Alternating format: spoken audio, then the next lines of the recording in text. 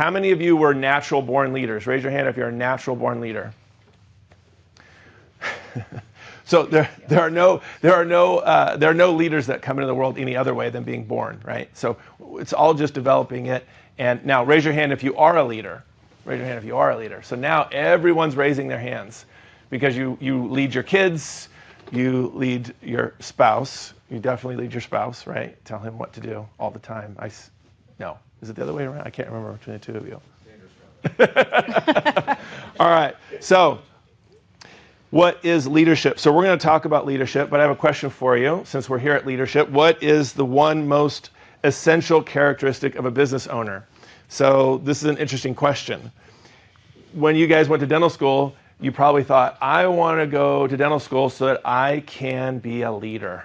I want to lead a group of people, and I want to develop people. I want to pour into them. That's it, right? Probably not it. So what's the answer to this question? What's the one most essential characteristic of a business owner? What's this weekend about? So leadership skills.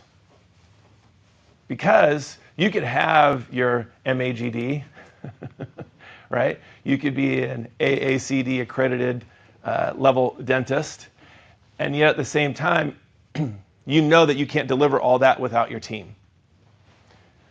And without the team, it's not going to be, the business is not going to be at the level of which you want it to be. That would be my guess. So Dave and I actually were sitting around a table decades ago talking to dentists, and what we found out, we said, what's the number one asset you have in your practice?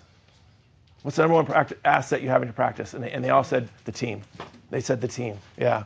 And then kind of went around a little bit. That was the synopsis, the census. And then we said, now what's the most frustrating thing about your practice? The team. You knew that one a lot quicker than the first one, which is funny. So I want us to recognize that without the team, we're not getting there. And yet also the frustration of getting our team to help us get there is the roadblock. So let's talk about this for a moment, okay? So what we're gonna do is we're gonna go around the room in a minute and get you guys to introduce yourself. But I do want to say something to you guys. There have been plenty of leaders that you are familiar with who had people who didn't believe in them. About 50% of the country right now would say the last 2 months went yes or no, right? So there's plenty of people who are not going to believe in you. But we also know this, there has never been any leaders who didn't believe in themselves. So one of the first things we always work with our teams, our doctors on is what's the mental toughness part like? Because you are going to be tried, you know this. You're going to be challenged by your team, you know this. You could have the perfect person in that leadership role until they're not in that role anymore. And all of a sudden you're like, wait, they're loyal until they're not, right? I mean, I could speak to a lot of your practices and go, okay, you have these great people in these spots and it's all going well, and then they're not there anymore.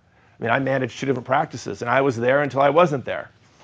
So loyalty, right? Or ownership mentality into what it is your vision is. So I want to be really, really clear with us to say this first. You have to believe in you first. And I'll keep saying it over and over again. You have to believe in you first. That's not arrogance or ego or any of that. So we're going to get into how you not only feel and think and believe here, but how you portray that. Nobody's following the person who doesn't believe in themselves. We know this. So if you wonder sometimes why it's not happening the way you want it to happen, we've got to always remember, go back to that core belief of, do I believe that I am a leader first?